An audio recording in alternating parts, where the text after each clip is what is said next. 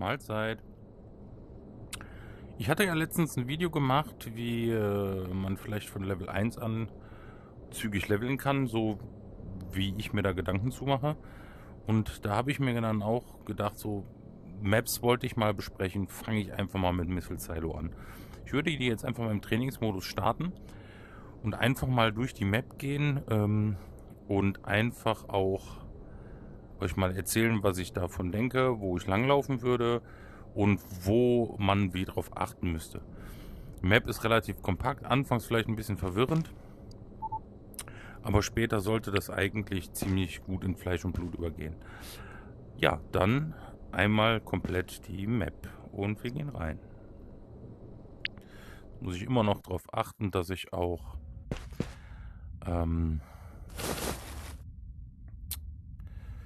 mit dem Schauen, dass ich mir die Sachen auch hoch genug halte. So, also Missile Silo, wir sind gerade erstmal in der Küche gestartet. Ist ein sehr interessanter Spawn, weil wir hier direkt High Loot haben. Man sieht es hier auch schon, wir haben hier den Tweak Cheese auch liegen. Also ist eins der Streamer-Items für einen Tweak. Ja, kann man anders greifen, kann man nicht. 20.000 wert. Und ich glaube, ich werde jetzt gleich auch mein Nachtsichtgerät einschalten, einfach damit ihr einen besseren Überblick über die Räumlichkeiten kriegt. Ich kann auch zwischendurch mal switchen, das ist vielleicht auch nicht schlecht. Machen wir mal an. So. Das ist jetzt das Luxuriöse. Hier kann halt, wie ich auch schon mal erwähnt habe, ne, noch nicht. Ich wollte noch ein Video zu den Karten machen. Hier ist eine sehr geringe Chance, dass hier eine Purple spawnt. Und das führt uns natürlich dazu, dass wir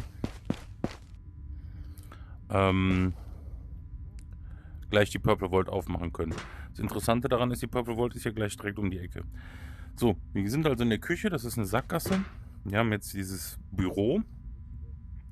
Da kann man gut looten, würde ich aber am Anfang vermeiden. Weil wir wollen schnell in Position kommen. Wir sitzen hier in der Sackgasse. Wenn hier versierte Spieler uns gleich den Eingang zumachen würden, dann säßen wir hier fest und dann hätte man nur noch Chance, über Granaten oder andere Sachen hier rauszukommen. Also da kann man später looten, würde ich anfangs lassen. Und hier ist auch schon die Purple Vault. Man sieht es im Dunkeln sowieso relativ schlecht. Ich habe also am Anfang gar nicht gecheckt, dass das wirklich ein aktiver Raum ist. Also ganz am Anfang. Also wenn man die da hinten gefunden hat, einfach hier rein. Gut beleuchtet ist die, na sagen wir mal, geht das so? Schwächste Vault? Ne, ich kann die Finger nicht. Die schwächste Vault, aber wenn man die Karte da hinten kriegt, hat man natürlich kostenlos direkt das ganze Loot. So, ich gehe mal meinen Laser-Infrarot-Modus, der Gewohnheit halber. Ich habe auch einen Schalldämpfer drauf, also nicht, dass ich hier so laut rumballer. Und das meine ich, wir sitzen hier eigentlich in der Sackgasse. So, da höre ich schon Pfennigse. Missile Silo hat eigentlich 4 Etagen. Und wir sind gerade in der dritten von unten. Also wenn wir Parterre 1 nehmen, 2, 3, 4, sind wir in der dritten. Die würde ich jetzt einmal mit euch ablaufen. Hier ist also auch ein sehr kritischer Punkt. Wir kommen hier raus. Wir können jetzt rechts durch das Hauptsilo weiter. Wir können hier geradeaus abkürzen in die Garage. Oh, ich habe einen Laserpointer jetzt dadurch, sehr gut. Oder wir gehen hier links rum zum Skullraum. Also bei mir in der Mannschaft hat sich das eingebürgert, dass das hier das T ist, also die T-Kreuzung. Dementsprechend, wenn Positionsfragen kommen, weil wir uns mittlerweile auch schon aufteilen, wo bist du ja im T, ne? Weiß man, okay, der Spieler ist in diesem Bereich und deckt gegebenenfalls. Das ist natürlich der Punkt. Alleine ist immer ein bisschen doof, aber wir haben jetzt hier 3 Richtungen, aus denen Gegner kommen können. Und jetzt gehen wir mal kurz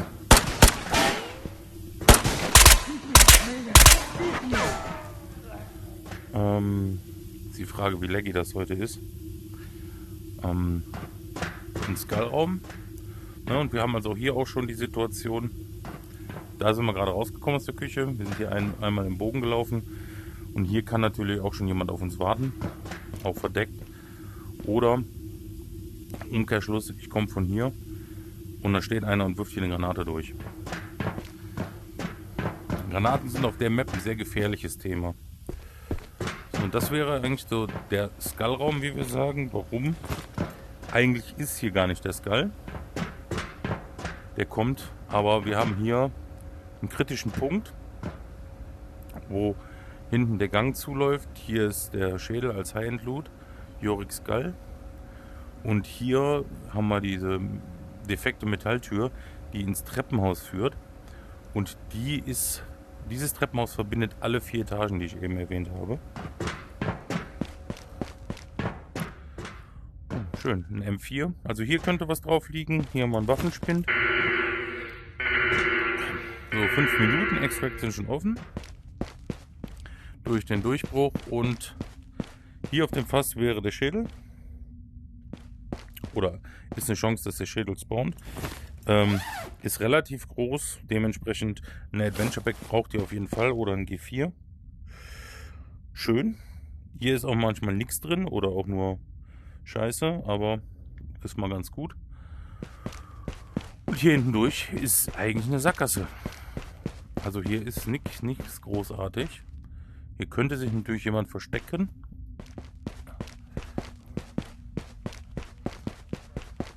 Oh, ne, Sackgasse, Entschuldigung, ein Extract.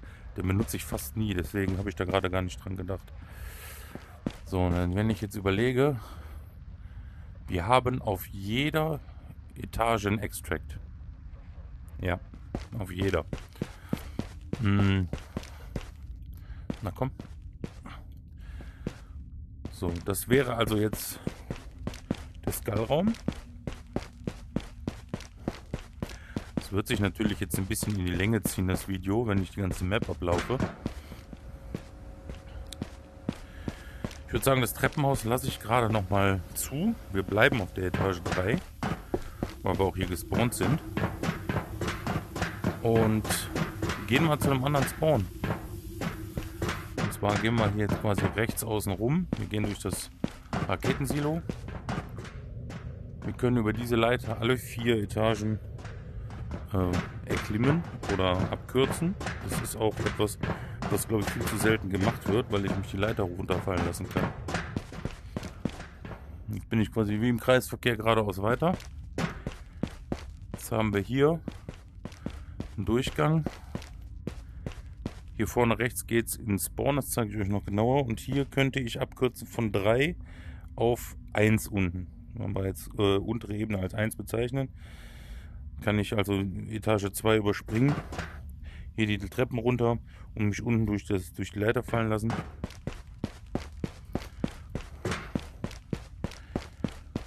So, hier ist ein Waffenspind. Und hier wäre der andere Spawn auf der Etage. Hier drin. Meistens hier in dem Raum. Und dann geht es natürlich darum, okay, wir gehen davon aus, wir haben einen Gegenspieler in der Küche, wir sind hier. Wie kommen wir hier schnell hin und raus? Es ist oft so, also den Raum, den looten wir eigentlich gar nicht. Das ist auch nur so ein bisschen Loot, da ist auch jetzt kein Waffenspind. Sollte ich vielleicht mal überlegen, öfters. Wir kommen hier rein, wir können jetzt links Richtung Küche und können den Spieler direkt abfangen. Also straight durchlaufen. Waffenspind könnte man kontrollieren, wenn man nackt ist. Ansonsten kann dann Phoenix rumlaufen hier in dem Gang. Aber auch das sollte kein Problem sein. Den Raid hören wir mal an. Und hier rechts rum geht es in die Tiefgarage. Oder in die Garage. Relativ großer Raum. Und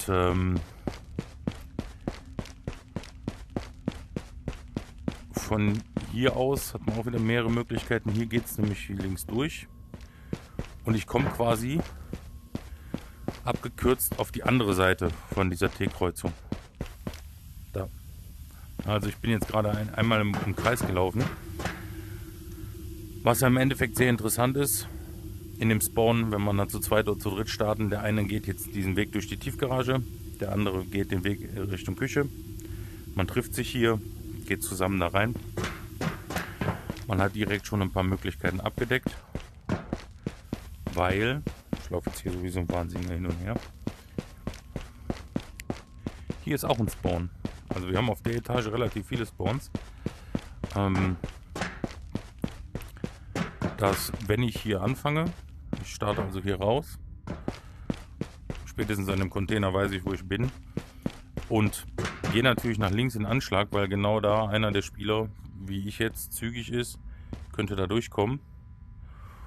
Oder ich entscheide mich selber halt, Beine in die Hand zu nehmen und direkt hier durch in diese Position zum Schädel zu kommen.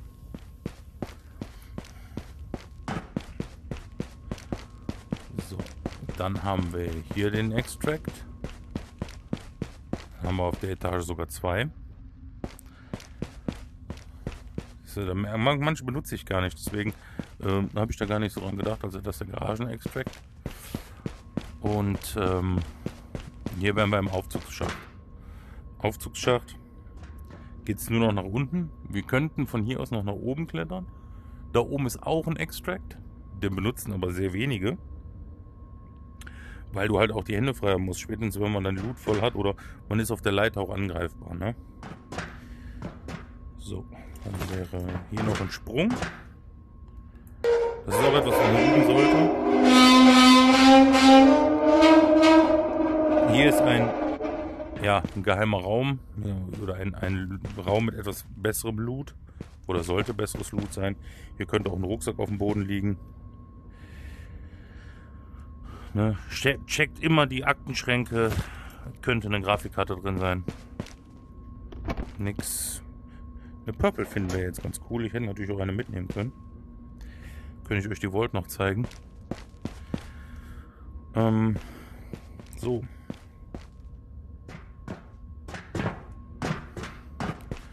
Den Aufzugsschacht mache ich gleich separat. Ich wollte jetzt erstmal die Ebene abhaken. Und jetzt würden wir hier zurückgehen in die T-Kreuzung. Ja. Wo wir gerade waren. Und jetzt habe ich eine Sache ausgelassen. Da bin ich jetzt gerade zweimal vorbeigelaufen. Und zwar hier haben wir eine kleine Sackgasse mit einem potenziellen Boss-Spawn. Also in diesem Raum, das ist eine Sackgasse, 2 Etagen, ein bisschen Loot. Hier haben wir also einer der 2 Räume, wo Kurtek mit Goons spawnen kann, die dann hier unten auf uns warten. Also ist das auch ein Ziel, wo viele Spieler hinwollen, um das zu checken, ist der Boss da, kann ich den erledigen, das Loot mit rausnehmen. Und auch da wieder interessant, habe ich diese Position dieser T-Kreuzung im Griff. Sehe ich einen Spieler von hier nach hier laufen oder zurück. Ich bekomme halt mit, wo hier die Bewegungen sind. Wir haben hier auch noch einen Extract, meine ich, ne? Dann haben wir schon 3 auf jeder Ebene. Ja. Also wie gesagt, einige davon benutze ich sehr selten. Aber hier haben wir schon 3 Stellen, wo wir rauskommen. So, dann hätten wir, glaube ich, Etage 3 fertig. Und dann würde ich jetzt mal durchs Treppenhaus gehen.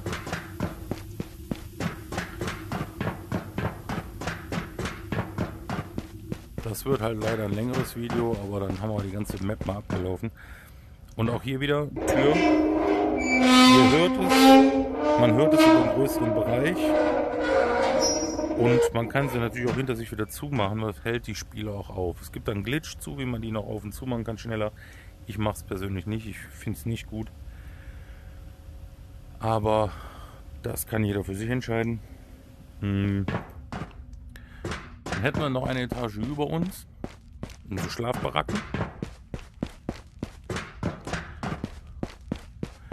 Also hier ist auch ein Spawn. Also je nachdem, wo wir starten, kann es sein, dass dann hier oben, ich meine hier drin in dem Gang, genau, kommen die Leute rein. Oder auch hier drin. Haben hier mehrere Waffenschränke und auch 1, 2 Waffen auf den Tischen. Dass wir sagen können, okay, wir haben hier einen Waffenschrank. Ne, das ist das Thema AKSU. Kann man immer mitnehmen. Eine Lutti kann man auch lassen. Gut, bevor ich gar nichts habe. MP40. Also ich wäre jetzt schon mit einer MP40, einer Lutti, habe ich eine Sling, habe ich schon eine Granate dabei, ne? Nicht eine Lutti, eine MP40, die AKSU und die Granate. Und schon kann ich hier aufräumen. M16. Spawnt hier spawnen auch noch auf den Tischen manchmal Sachen. Jetzt nicht. Ja, da aber auf dem Bett. Noch ein M16. Aber auch hier, es kommt ein bisschen auf Geschwindigkeit an. Wir haben nämlich das Problem, aktuell ist es im Spiel so, man kann von unten durch die Gitter schießen, aber nicht von oben durch. Das heißt, ich bin zwar direkt an Waffen und in dem Hauptverteiler der ganzen Map, aber ich bin auch angreifbar. Heißt also, die meisten einmal schnell die Etage runter, man kriegt keinen Fallschaden und diese Tür sichern.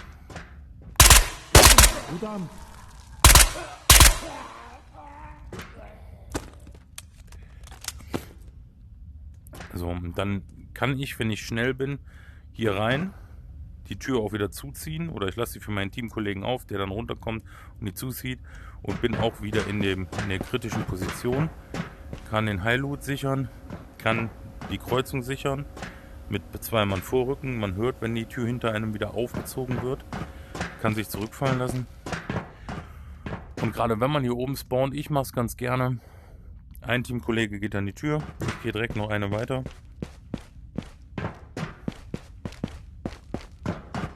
Einmal links in Anschlag. Kommt da einer. Unter uns sind welche.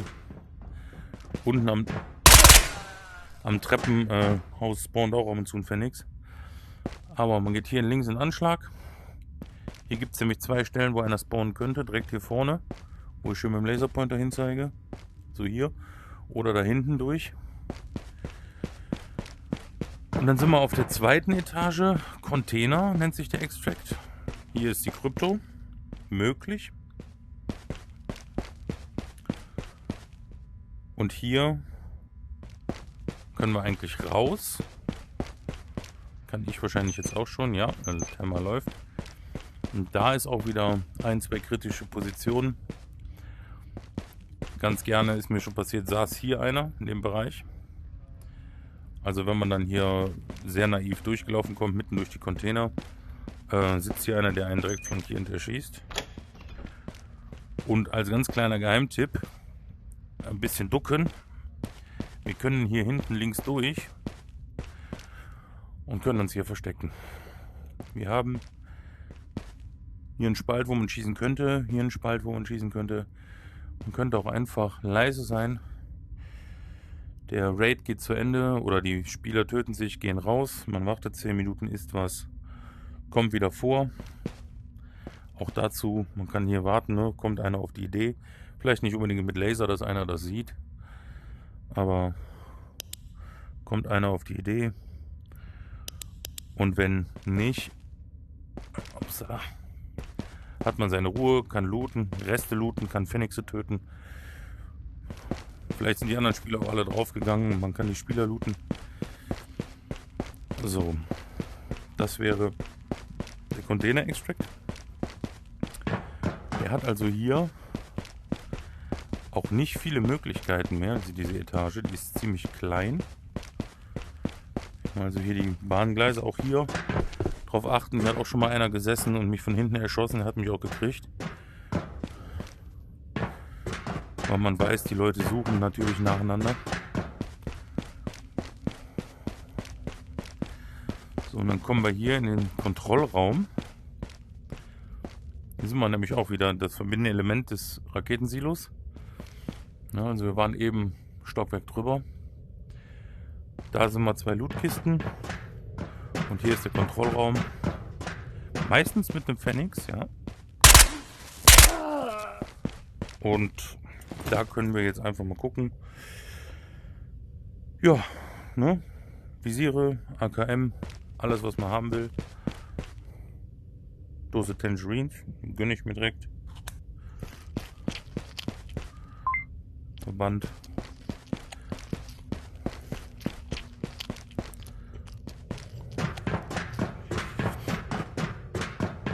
Also guckt ruhig in die Ecken. Ich habe auch hier schon in der Kiste MP40, AK5C. Ich habe hier, ne, der MP40 wieder angesprochen. Ich habe auch hier schon eine Purple rausgezogen. Und dann läuft man zurück, kann die Vault aufmachen. Und das war schon Etage 2. Ist halt sehr kompakt. Falls ich irgendwas vergessen habe, könnt ihr das auch gerne in die Kommentare schreiben. Dann kann ich auch noch eine Ergänzung dazu machen. Auch gerne übersehen hier der Verbandskasten. Gerade wenn ich hier unten spawne, hier hoch. Hier ist auch öfters mal ein Phoenix unterwegs.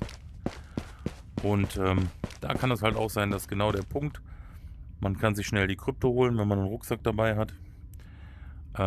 Und andere Spieler kommen natürlich auf die Idee, schnell hierhin, auf zwecks der Krypto-Wallet.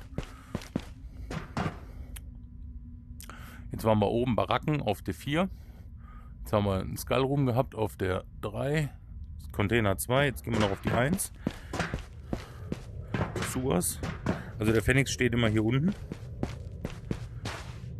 Ich kann hier gleich auch einmal ohne Nachtsicht ablaufen. Oder mal grob.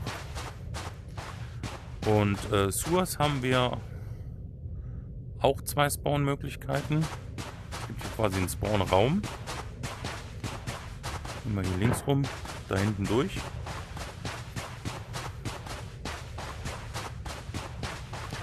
Dass man dann hier startet. Und dann hat man auch 2 Möglichkeiten. Also der eine Kollege, der geht dann vielleicht hier rechts durch, direkt nochmal rechts ins Treppenhaus und pusht nach oben Containers und nachher das Skullraum. Oder man geht hier sind wir wieder in dem Aufzugsschacht, wo ich eben nicht runtergegangen bin, sondern oben durch die Tür. Dann haben wir nämlich hier unten, wie sagte ein Kollege so schön, auf der Straße,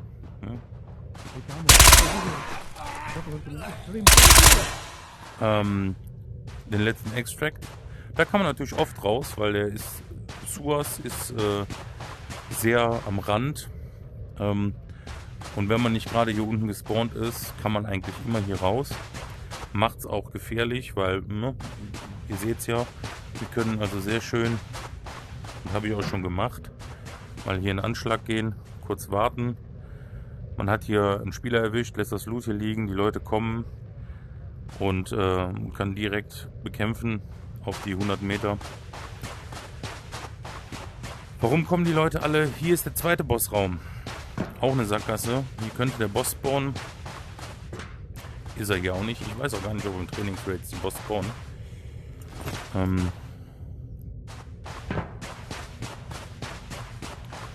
Aber das sind die 2 Positionen, an denen Kurtek auftauchen kann. Die werden natürlich von den Spielern auch mal angelaufen. Auch oft relativ schlicht bekleidet bis nackt. Mit einer Handgranate, um den Boss zu erledigen. Eine fiese Alternative ist auch, wir machen eine Nachtsicht mal aus. Dann merkt ihr erstmal, wie bescheiden die Beleuchtung ist. So, und jetzt setze ich mich mal hier hin. Und wenn hier einer meint, der kommt um die Ecke, ich gehe jetzt gleich mal auf die andere Position. Ich sitze jetzt hier hinten an der Ecke in der Kiste. So. Und wenn ich jetzt ohne Nachtsicht auf die andere Position gehe,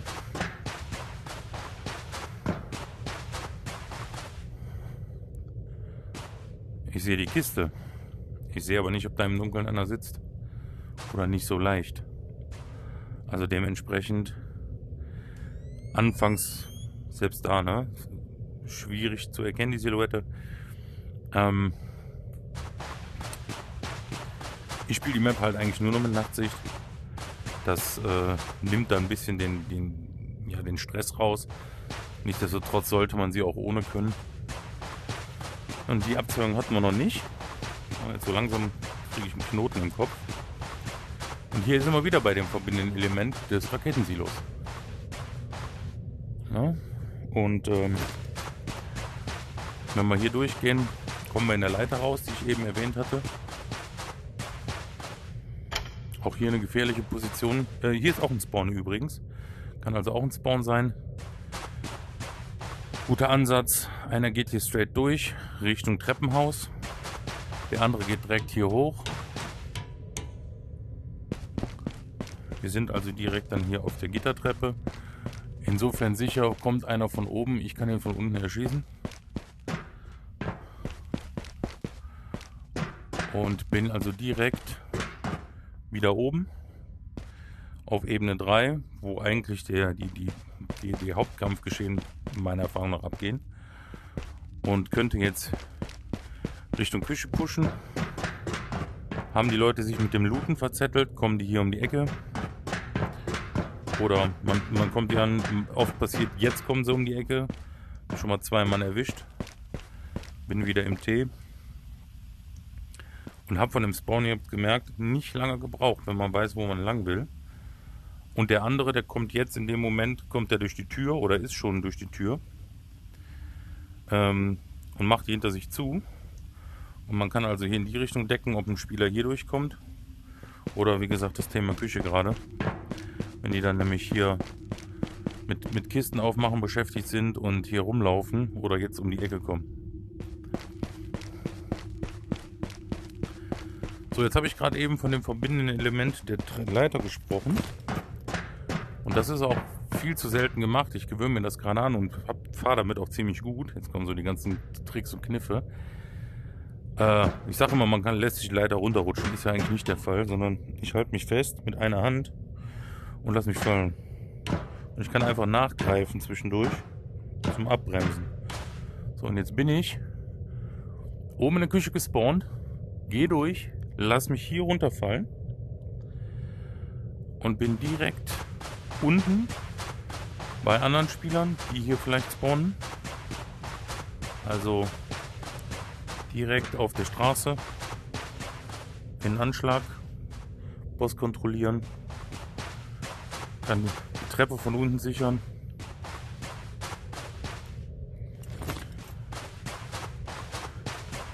Oder gehe da die Leiter, sicher die Leiter, die hinten war, wo ich gerade hochgeklettert bin.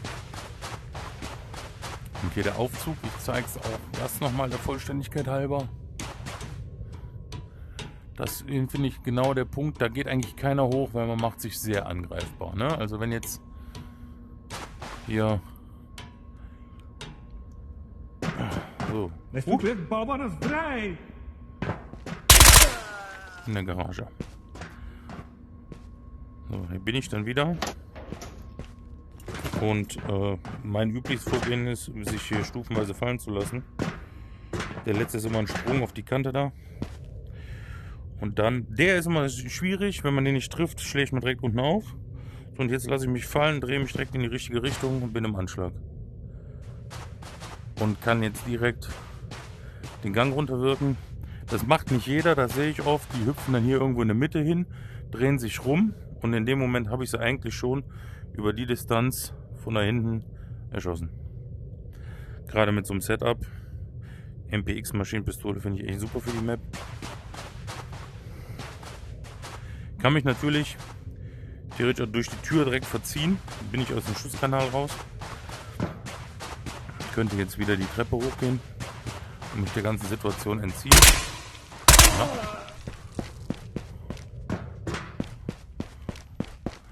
Und bin auch schon wieder auf der Hauptroute, die ich gerade hatte. Ne? Wieder die Treppe.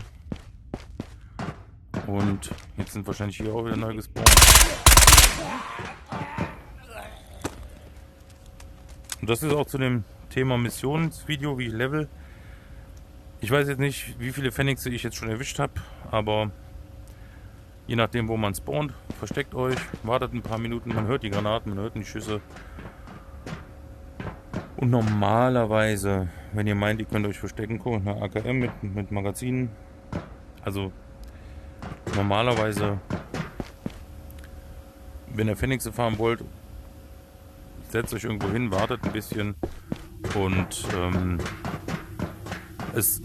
man garantiert natürlich nicht, dass dann alles weg ist, aber man könnte dann hier schön oben anfangen, 3, 2, 1, wieder hoch, 3, 2, 1, das machst du 2, 3 Mal, sowas zu essen dabei.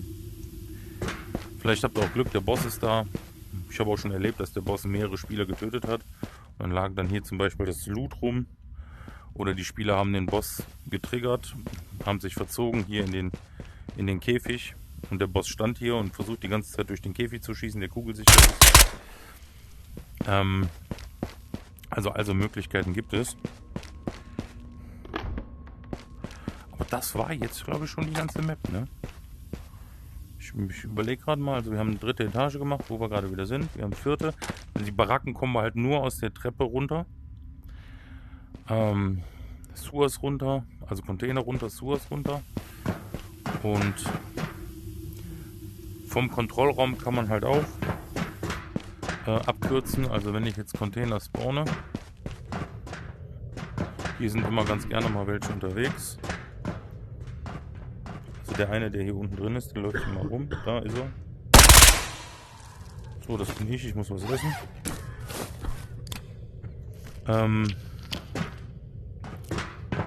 Auch da einmal runter, runter. Hier wären wir jetzt auf der Containerebene, den Kontrollraum. Ach, ja, den Bug habe ich schon mal gehört. Der ist mir gerade zum ersten Mal selber passiert. Haha, das ist mir zum ersten Mal selber passiert. Der Raid-Timer ist nur 30 Minuten. Ich habe jetzt gerade eine halbe Stunde gesabbelt und die Zeit aus den Augen vergessen. Sehr gut. Die Map hat natürlich nur 30 Minuten, nicht 45 wie alle. Dementsprechend, Aber ihr habt gesehen, ohne groß was zu machen, ich habe jetzt 14 Kills. Phoenixe hätte ich das noch ein bisschen forcierter gemacht. 15 Kills in 3 Raids ist für Minty, 5000 XP. 25 sind halt die 8300 XP. Ich mache das also 2-3 Mal erfolgreich und komme beim Leveln sehr gut voran. Ja, also 15, guck mal, wären schon hier 1200 gewesen. Zusätzlich zu den 25, 8400. Also habe ich schon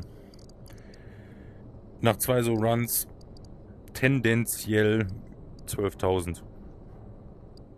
11 bis 12.000 XP von 25, die man braucht, von Level 1 an. Dementsprechend ist das ein ganz valider Punkt. Macht man das mit der MP40, wie ich gesagt habe, hättet ihr noch 2 gefunden, heißt sprich immer noch ein Ersatzmagazin. Euch geht also entweder das Essen aus oder die Zeit. Und ja, zum ersten Mal, dass ich ein Raid-Ende hatte mit Tod, weil der Timer abgelaufen ist. Habe ich nicht drauf geachtet. Gut. Ich hoffe, ich konnte genug Chaos verbreiten. Wenn ihr Fragen habt, gerne in die Kommentare. Ich kann dann auch nochmal auf bestimmte Details eingehen. Aber das war eigentlich die ganze Map. Man kann so hoch und runter gucken. Vielleicht habt ihr noch irgendwas. Aber diese 4 Stockwerke und wenn man weiß, an welchen Stellen die sich verbinden, kann man eigentlich sehr schön Leute auch umgehen. Und gerade zu zweit ist es, glaube ich, ein guter Anfang. Der eine geht links rum, der andere rechts rum, man deckt sich was. Man bleibt auch vielleicht im Team. Wenn man die Map besser kennt, kann man sich aufteilen. Wenn man tendenziell dann nur 4 Gegenspieler hat, wenn jeder 1 oder 2 erledigt, können alle mitzählen. Dann merkt man auf einmal, ich habe 2, du hast 2. Ja, dann sind wir alleine. Und ich habe das mit dem Teamkollegen schon hingekriegt. Wir waren bei 1,37, hatten wir alle 4 Spieler erwischt. Ich habe den Screenshot noch, ich gucke mal, ob ich den gleich einblende. Habe ich meine 2 bei 1,37 getötet. Oder den letzten bei 1,37 und der Kollege bei 1,36. Also waren wir unter 2 Minuten, war die Map geklärt und wir konnten in Ruhe alles looten. Gut, dann haben wir natürlich auch mit so Ausrüstung gespielt. Muss man dazu sagen. Ja. Dann, vielen Dank fürs Zuschauen und eure Geduld. Das ist wahrscheinlich jetzt so ein 40-Minuten-Video geworden mit allem. Und schauen wir mal, wie gut sich das klicken wird. Trotzdem danke fürs Reinschauen und ja, bis demnächst.